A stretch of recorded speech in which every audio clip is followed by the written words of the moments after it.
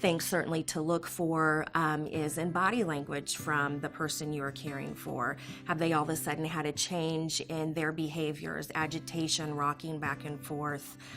Perhaps they were very bubbly at one time and now they're kind of introverted and staying to themselves. They look frightened. They don't want you to leave when you are leaving.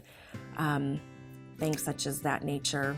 Things to look for as well are ligature marks. Maybe somebody is being confined. Maybe that abuser is tying them down when they leave. So, look for indicators. So other things to look for are unexplained injuries, of course.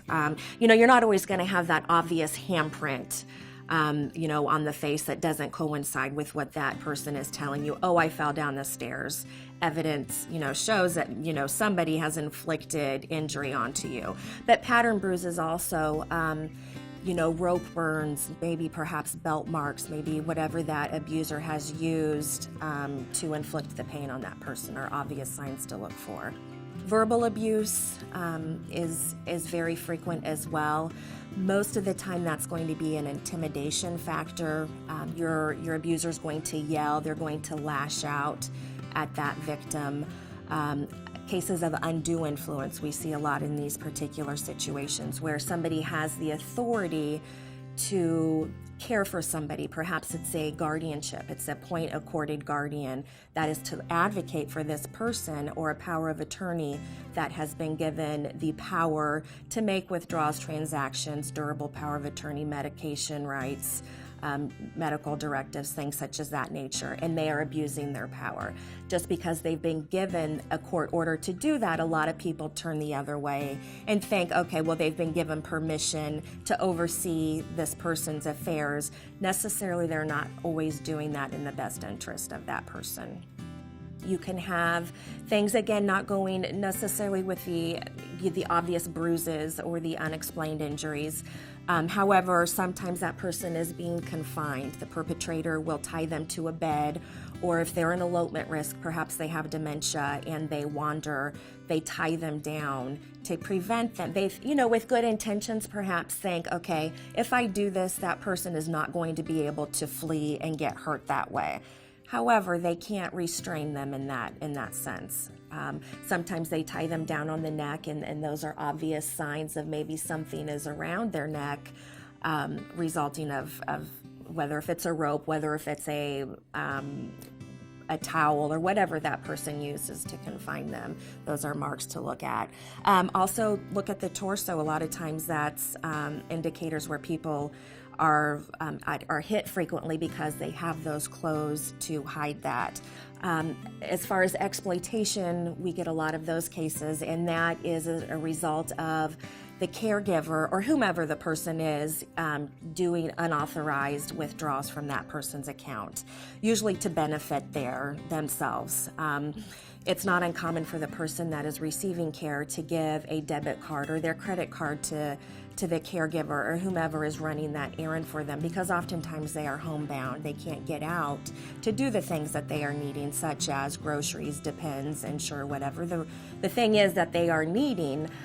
They trust that person to go do that on their behalf, and oftentimes that person will, I'll get something for myself, or not have that authority to make the withdrawals in which they have made.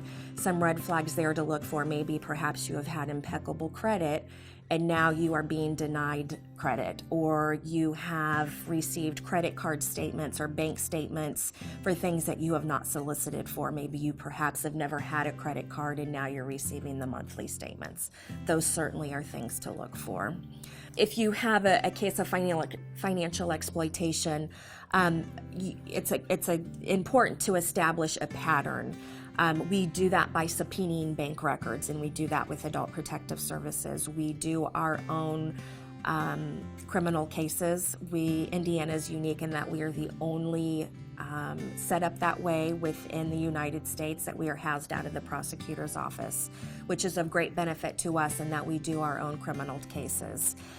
So we are going to establish that pattern by subpoenaing the bank records and seeing, okay, up until the point that power of attorney or whoever is perpetrating upon the financials, to see, okay, There was no unusual activity, no suspicious withdrawals, and now all of a sudden that POA has gained access to that account, now there's a lot of questionable activity. If you have an individual that you feel is being abused, neglected, exploited, call Adult Protective Services if you feel that they are an endangered adult. In Indiana, an endangered adult is somebody that is age 18 of age and older and is unable to provide self-adequate care.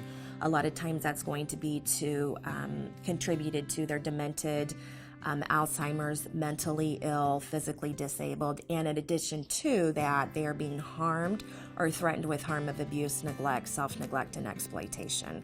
If you feel maybe you're not sure if they meet that criteria of an endangered adult, give us a call. If you're it's a gray area, you're not sure necessarily if the person that is being abused is an endangered adult by statute, when in doubt, give Adult Protective Services a call. We're not going to say, hey, this doesn't meet our criteria, sorry.